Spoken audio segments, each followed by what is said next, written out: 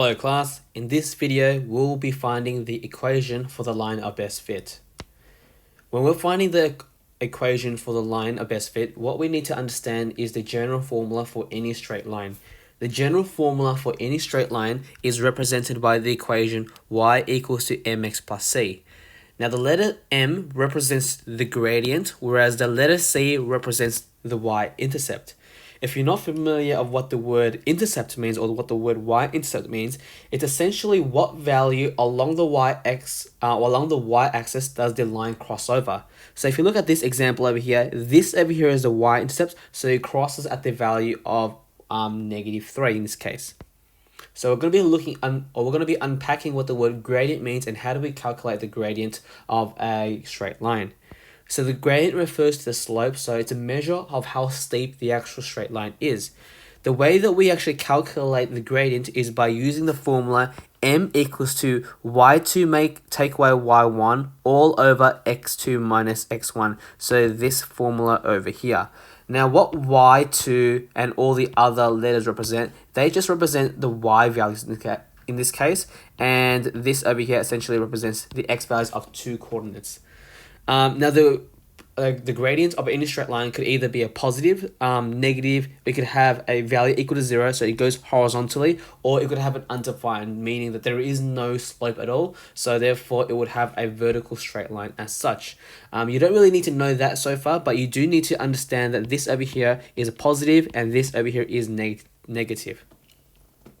Now this is really important, but after you've actually drawn your line of best fit and the question asks you to find the gradient, it is really critical that you choose two coordinates that must lie on the line of best fit.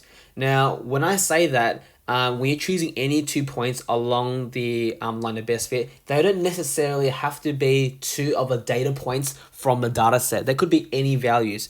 And what I'm trying to do is I'm trying to find the values that are the most easiest ones.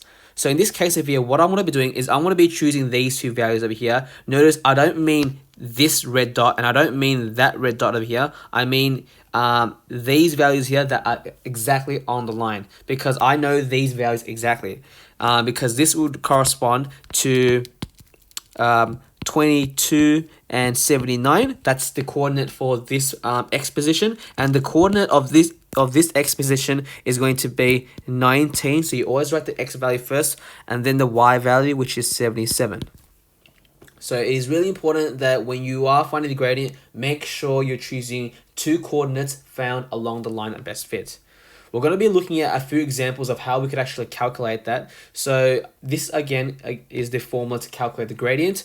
So what I'm going to be doing first is I'm going to be using these two coordinates over here because they are found exactly on the line of best fit. So this is 0, 4 for this coordinate, and the other coordinate is 5, 2. Once I've actually written down what the coordinates are, I need to actually label this in terms of x1, y1, x2, and y2. So what I'm going to be doing is I'm going to label this over here as x1 and y1, and I'm going to label this as x2, y2. It doesn't matter if you got it the other way around, but it is very important that you group all the x1s and y1s together and the x2s and y2 together as well as another set of brackets.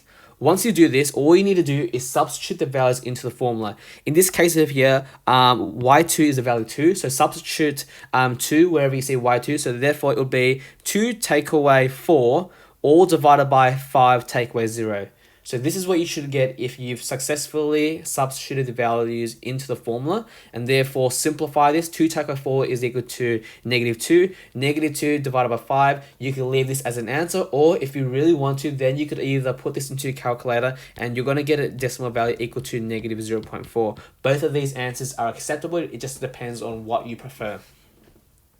We're looking at another example over here. Again, you need to choose two coordinates that are found along the line of best fit. So therefore, I'm going to be using this value and this value over here. Notice that I've actually approximated what these values are because I can't really tell whether it's going to be 2.1, 2.2, or 2.3. So you can choose whatever value that you think is suitable for that particular graph. Remember, when we trying to do lines of best fit, we said earlier on in the other video that this is going to be subjective. So your values might be off by a few decimal places, but your overall answer should be within plus or minus 0.1 of mine. So it's going to be really similar anyhow. So once we've actually identified the actual coordinates and I've labeled it as x1, y1, x2, y2, all I do is substitute it into my formula. So therefore, this would be 3 subtract 1.9, all divided by 3.5 subtract 2.2. So if you do this successfully, you should get 1.1 over 1.3. Put this into your calculator, and therefore you're going to get an answer of 0.85. What I'd like you to do right now is I'd like you to please pause the video right now so you can attempt to find the gradient for this particular example over here. So give yourself about 2 minutes or so, and afterwards check your answers with my answers. Alright, so what you should do is choose any two coordinates along the line of best fit. Now, unlike the other examples, there are no actual data set values that are found along the line of best fit, but you can still choose any positions on the line, whatever that's most easiest. I'm going to be choosing this value over here, so this value over here. So I've kind of introduced another data point in this case over here, and that's on the line of best fit. This has a value of 59 and 3.82. Now it's a bit hard to say, but there are decimal places over here, so that's the 3.6. And the next value I'm going to be choosing is this one over here. So 61, comma 3.9. Once I do this, again, I need to label this as x1, y1, x2, y2. So if I do this, I'm going to label it as such and then substitute my values into the formula to find out the gradient. All I do is simplify this by using my trusted calculator, and if I do this, you should get an answer of 0.04. Your answers might be slightly different from mine, so if yours is just off by a few decimal places, then your answer is still technically correct. Remember, a line of best fit is subjective. Everyone's answers are going to be slightly different from one another. We're now going to be looking at how do we actually calculate the y-intercept, so therefore we could actually find out the general equation for the line of best fit. So the way that we do this is, after you've calculated the gradient, you need to substitute the gradient back into the general equation of a straight line, which is y equals mx plus c. After you do this, you need to substitute a coordinate found on the line of best fit and rearrange the equation so that you can solve for c. So what do I mean by this? Well, let's just take the example that we've done previously where we've already calculated what the gradient is and we found out it was to be equal to negative 2 on 5.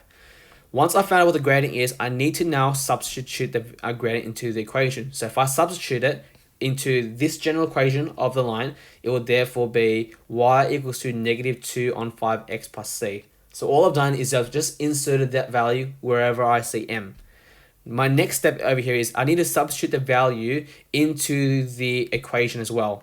So remember that we had these 2 points over here. So what you do is you substitute one of these coordinates. It doesn't matter which one you choose because you're going to get this exact same answer in the end. But I always recommend choosing the ones that have a smaller values or choosing the coordinates which contain the number 0, because this will make your calculations a lot easier. So the one that has 0 in this case is this one over here. So what I'm going to be doing is I'm now going to sub in that coordinate, which is sub 0, 4. So if I substitute this into the equation, it will therefore look like this.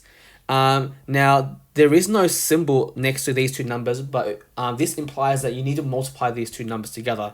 We know that if we multiply 0 with any number, that's going to equal to 0. So therefore, 4 equals to 0 plus c. That can be rearranged and be written as c is therefore equal to 4. So we now found out what our y-intercept value is. So therefore, if you wanted to write the full equation for the line of best fit, you just substitute that value into the general equation. So therefore, your answer is going to be y is equal to negative 2 and 5x plus c. So again, all you did was substitute this value back to here because we know that c is equal to 4. Again, looking at another example over here, we previously calculated the gradient for this particular question over here. We're trying to find out what the y-intercept is. So what I'll do is I'm going to substitute that gradient value into my general equation. So this is what you should obtain. Afterwards, I need to substitute a coordinate from the line of best fit earlier on, which I used to calculate the gradient. So what I'm going to be doing is I'm going to be substituting this value over here.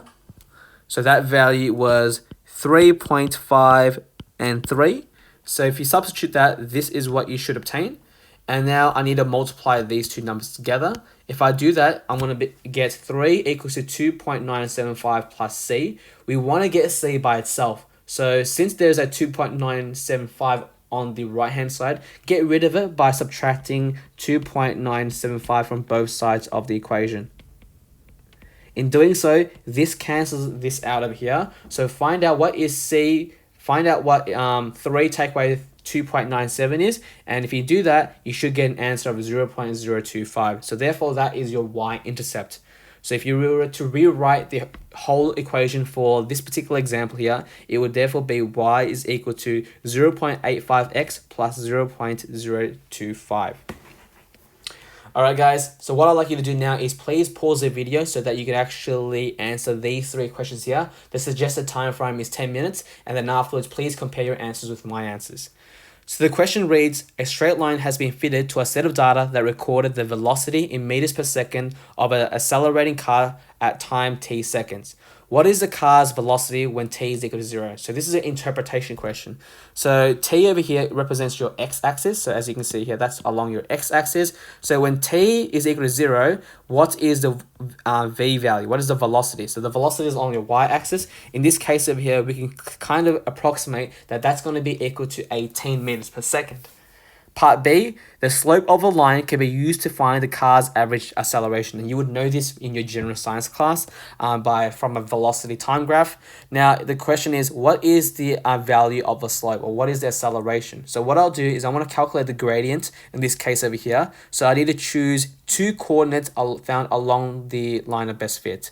So what I'm going to be doing is I'm going to be substituting this value over here and this value, because I know those 2 values lie along the line of best fit. So this is the coordinates of this point here is 5 and 25. The coordinates of this one over here is 0 and 18. What I do afterwards is I then label this as x1, y1. So I'm gonna go this is x1, this is y1. This over here is x2, that's y2, and then substitute the formula in to this equation over here, and this is what you should get. Put this in your calculator, and what you should obtain is an answer equal to 1.4. So that is your gradient value, or your acceleration value in this case. And the last question says, write down the equation of the lines in terms of v and t. So that shouldn't even be a question, that should just be a full stop. So what you need to do is you need to find out what the y-intercept is. We've already calculated what the gradient is, so let's calculate what the value of c is going to be, or the y-intercept. So I'm going to substitute one of the coordinates from the equation, but remember, as I said, you always want to substitute the one that has a smaller number or that has a 0 in it. In this case, I wanted to be substituting 0 and 8. And if I do this, this will make my calculations a lot easier. So I substitute 0 as to where I see x. So I substitute this here, and I substitute 18 wherever I see y, and this is what you should get if you did this correctly. We know that 1.4 times 0 is equal to 0, so therefore 18 is equal to 0, and I substitute this back into the general equation, so therefore my equation should look like y is equal to 1.4x plus 18, but the question wants us to write it in terms of v and t. I've written it in terms of y and x, and we know that the x, in this case, the x-axis is t, and we know that the y-axis is v in this case. So therefore, if I were to just write it in terms of v and t, this is how I would actually answer the question. Alright guys, again, I want you to spend the next 15 minutes so you can actually solve these questions over here. So please pause the video right now and then compare your answers with my answers. So I'm going to be going through the first question over here. What I'm going to be doing is I'm going to be choosing 2 coordinates found along the line of best fit. I'm going to be using this one over here, and I'm also going to be using this one over here. So in this case, the coordinates of this point is going to be equal to 2 and 2, because this goes up by 2, and the coordinates of this is going to be equal to -1 and 0. So after I've labeled my coordinates, I then write it. I need to label this as x1, y1, x2, y2. So I'm gonna label this as x1, y1. This is gonna be labeled as x2, y2. I substitute into the y2 minus y1 over x2 minus x1. So if I do that, my m value for the first one is going to be 2 subtract 0, all divided by 2 subtract negative 1. So 2 take away 0 is equal to 2, but 2 take away negative 1. Remember, two negatives make a positive, so that is saying 2 plus 1. So in this case, that equals to 3. So that is going to be equal to 0.67 if you were to round it up and put this into your calculator. Now, I need to find the value of C, what the y-intercept is. So first, I'm just going to write y is equal to 0.67x plus c. I need to substitute one of the coordinates which I used earlier to find my gradient. In this case over here, I want to use the one which contains 0. So sub in negative 1 and 0. So if you do this, it would be 0 is equal to 0.67 times by negative 1 plus c. So therefore, if you multiply those two values together, that's just going to be equal to negative 0.67 plus c. You want to get c by itself, but you got the negative 0.67. So what you do is you'll plus 0.67 to both sides of the equation. So 0 plus 0.67 is going to be equal to positive 0.67. So now c is equal to positive 0.67. Now substitute c back into the general equation. So sub that back in here. And if you do that, you're going to get your equation as y is equal to 0.67x plus 0.67. So that's the answer for the first one. We're going to go down in this case of here. So again, choose two coordinates found along the line of best fit. So that's going to be this one over here and this one over here. You can choose any other coordinates. It doesn't really matter at all, but you should get very similar answers. So the coordinates of this one is going to be 2 and 0. This one over here is equal to 0 and 1. I then label the coordinates. So I'm going to label this as x1, y1. This one over here is x2, y2. Substitute it into the formula which calculates the gradient. So y2 in this case is equal to 0. So 0 take away 1, subtract 2, subtract 0. That is therefore equal to negative 1 on 2. So that's equal to essentially negative half. Substitute this into the general equation. So y is equal to negative 0.5x plus c. Now you need to find out what c is. So I want to substitute one of the coordinates. Each of those has 0, so I don't really care which one I'm using. So I want to be substituting, in this case, 0 and 1. If I do this, your equation should look like 1 is equal to negative 0.5 times by 0 plus c. Any number multiplied by 0 is equal to 0. So therefore, c is equal to 1. Therefore, your general equation should be y is equal to negative 0.5x plus 1. Moving on to the next question. Choose again two coordinates. I'm going to be choosing this coordinate over here, and I'm also going to be choosing this coordinate over here. This is going to be 2, 0. This one over here is 0, and that's negative 4.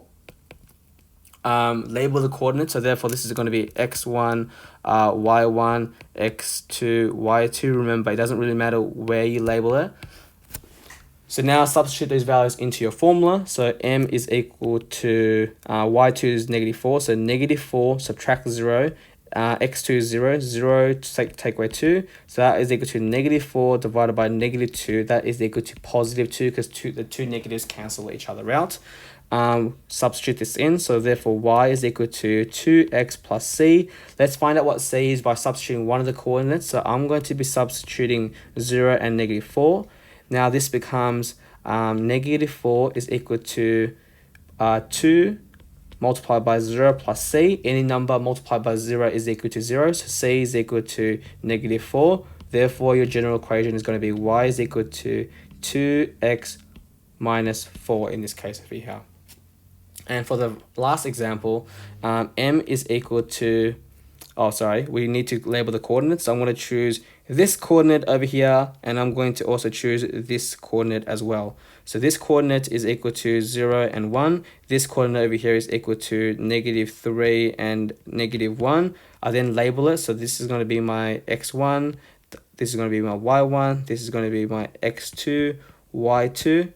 So therefore, this would be negative 1 subtract 1 is equal to negative 3 take away 0. Negative 1 take away 1 is equal to negative 2. And negative 3 take away 0 is equal to negative 3.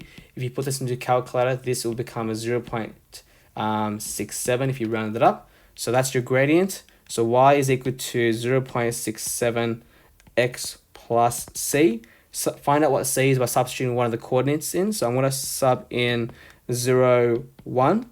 If you do this, it's therefore going to be 1 is equal to 0.67 times by 0 multiplied by c.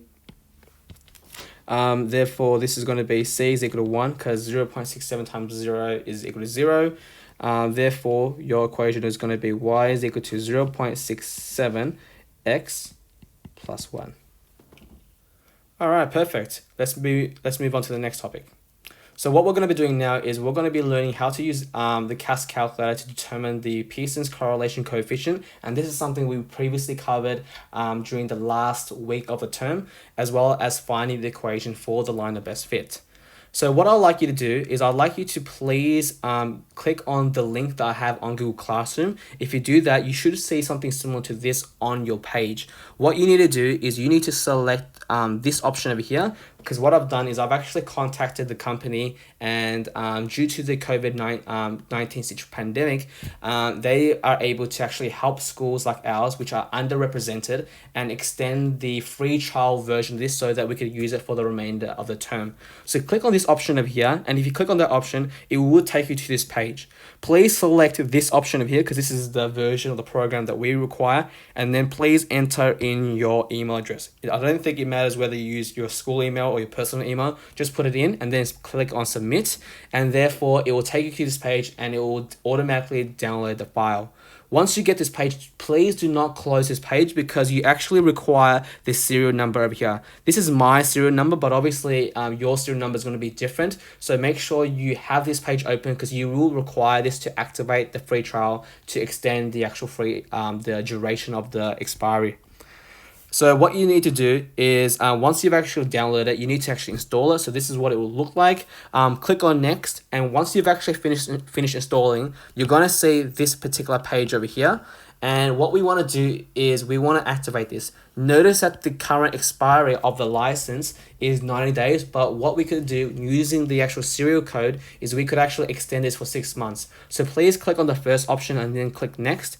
If you do this, please then it will take you to this page over here where you need to again fill in your details. In terms of the region, there's no region that covers Australia or Oceania. So just for now, click on US, Canada. Doesn't really matter at all, to be honest. Click on next, and if you click on next, it will take you to another window where you can put in your serial number. Put in that serial number, click on next, and then it will take you to this page over here, which you can then press next. And if you do this all correctly, open up the file, this is what the app will look like. So now you've got the electronic version of the CAS calculator on your computers and laptops. So once you can do this, we can pretty much still do our assessment tasks, and you don't need to, I don't need to hook you up with the actual physical CAS calculator. I think personally that using the computer version software and doing the calculations there is a lot more faster than actually grabbing out your physical CAS calculator and then putting the numbers on there. But obviously it's up to you. What we're going to be doing now is we're going to be briefly reviewing over Pearson's correlation coefficient and find out how do we actually calculate it using the CAS calculator. So we've discussed that the Pearson's correlation coefficient, which is represented by the letter R, is used to accurately determine how strong the relationship is between X and the Y variable. Remember when we're looking at scatter plots, we said that we could actually look at the correlation, and the correlation has 3 aspects to it. It has the strength of it, it has the form of it, and it has the direction of it. We said that the strength of the correlation can be determined either subjectively by just eyeballing it and seeing how closely the path the actual dots are towards the actual line of best fit, or you can do it more accurately by actually finding the Pearson's correlation coefficient. So just a quick reminder, the Pearson's correlation coefficient will have a range between -1 and +1.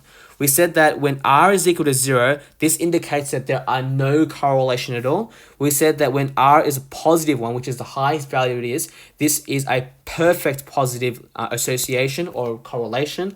And where if it has a -1, which is the smallest value in this case, this indicates that it has a perfect negative linear relationship.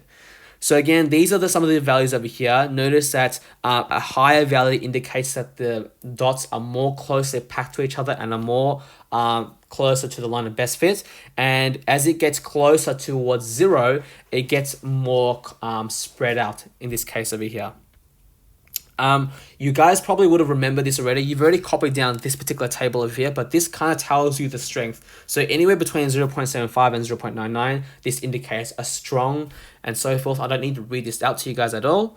But I do want to quickly go over the steps that you need to undertake so that you can find out the line of best fit, but also Pearson's correlation coefficient. This pretty much kills 2 birds with 1 stone. So what you need to do first is you need to open this new spreadsheet. You then need to identify which variable is the explanatory variable, which one is the dependent variable or the response variable.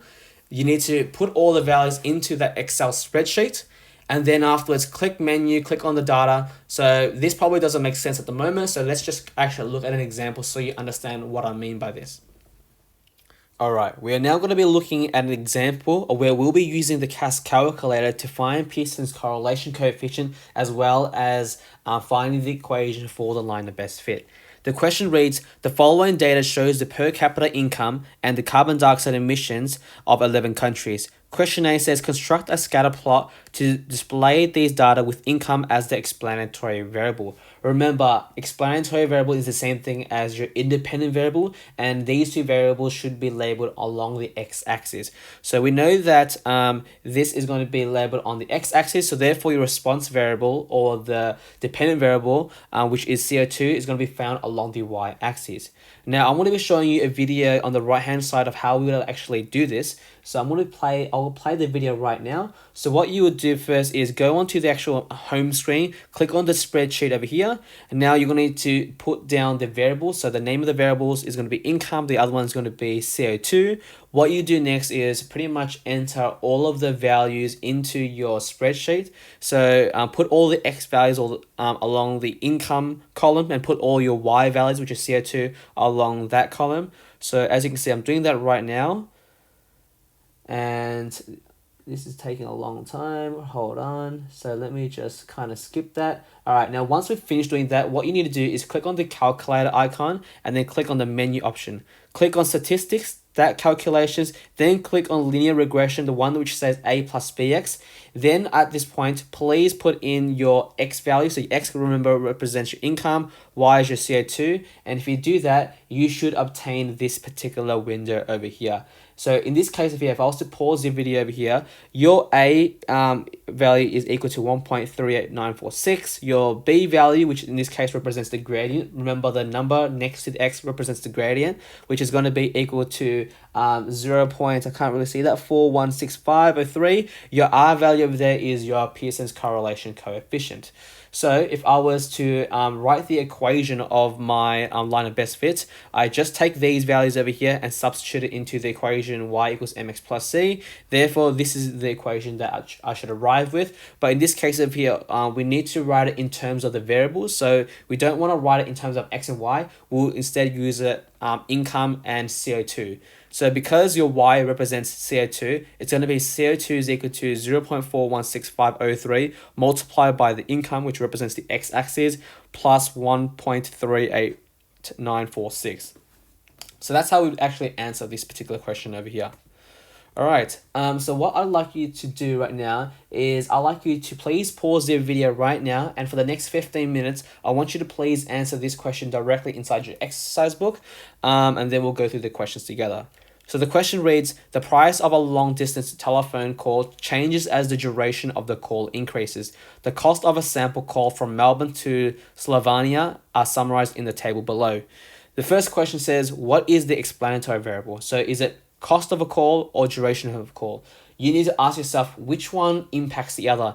Does the cost of a call influence the duration of call, or is it the other way around? Does the duration of call influence the cost?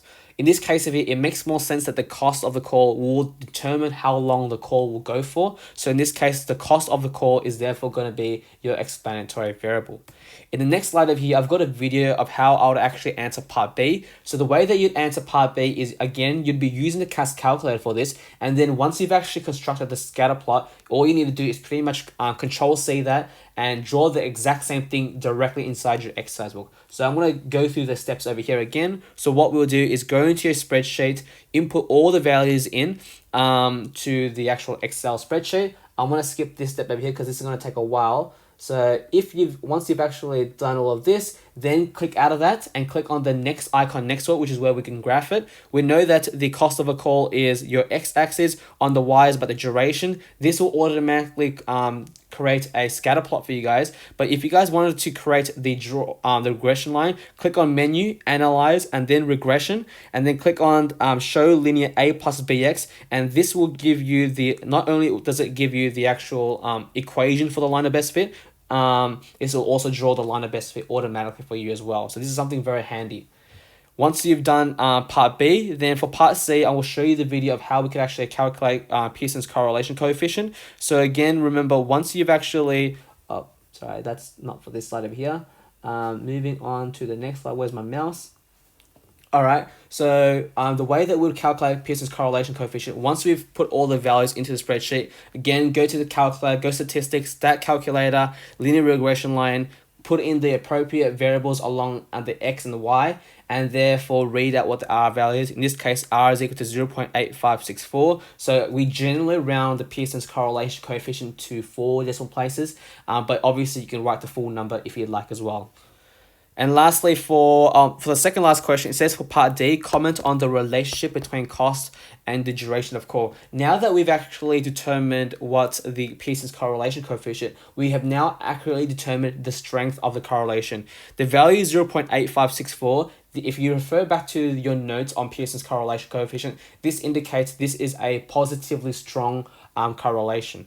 So therefore, the way that I'd answer this question over here is I'd want to refer back to my to the scatter plot that you've made. Now notice over here that this has a non-linear form. So using a template, it would be the scatter plot suggests a strong positive, and it's also non-linear because as you can see over here, it initially starts off as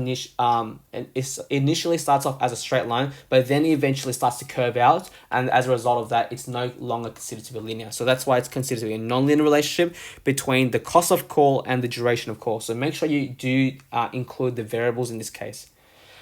All right, and since we've already generated the equation of the line of best fit, we've done that through the actual using the graphing function, but also we could also do that by using the calculator function by finding A, B, and R. So either way would get you the exact same answer. What I'd like you to do for the remainder of the period is I'd like you to please answer these questions over here from exercise 7F. So these questions should be in the little booklet that I've actually printed out for you guys already. So I want you to answer all the questions, so from questions 1 all the way to 5. I've got the answers over here so you can check whether your answers are legitimate or not. And once you've actually answered all these questions, then I'd like you to please upload your work onto Compass so I can see your progress. This is the end of the video. Hopefully this video helped you. Please give your video a thumbs up. I'll see you in the next video. Bye.